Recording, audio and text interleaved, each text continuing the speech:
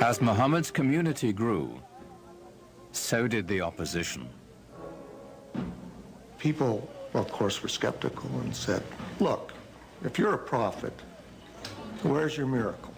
And the prophets in the Quran, Moses had miracles, Jesus had miracles. Where's your miracle?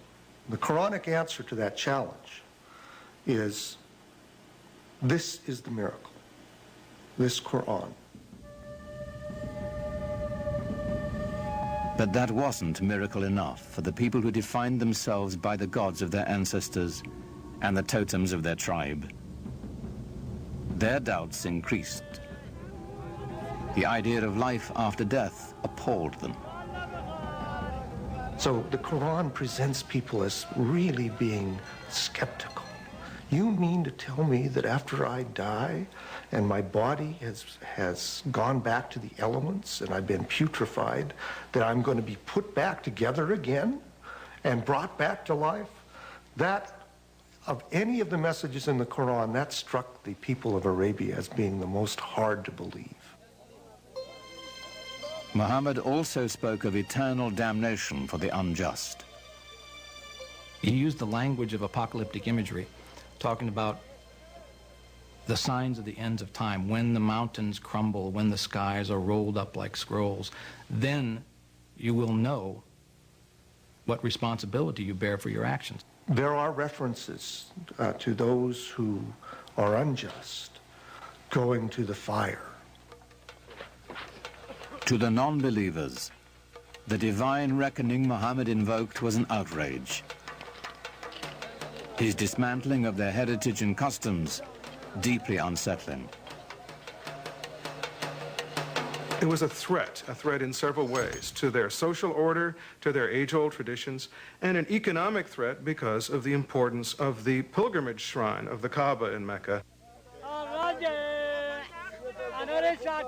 As Muhammad's following increased, the social fabric of the caravan city began to unravel.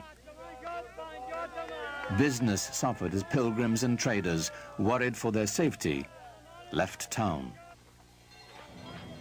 The tribal leaders decided Muhammad and his message must be removed permanently. They didn't want him taking over. They didn't want him horning in on their control of the city. They made things very difficult for him, perhaps even plotted his assassination. They tried to keep him away from the Kaaba. They did everything they could to try to run him out of town. They demanded that Muhammad's uncle remove his clan's protection from the Prophet, which would clear the way for his murder without the threat of retribution. But his uncle refused. The battle lines were drawn. Nothing short of tribal war would settle the conflict now. Muhammad is clearly asked to do extraordinary things, to tell the Bedouin to give up many of their notions of multiple gods, to give up their attachment to their ancestors and their tribal warfare in the way they had, things that could and did make him the object of scorn, persecution, and an attack.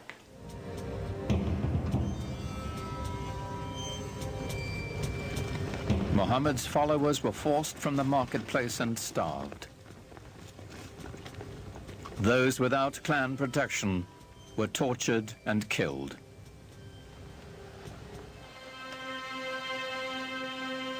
In 619 AD, Muhammad's wife, Hegira, died, and his uncle as well.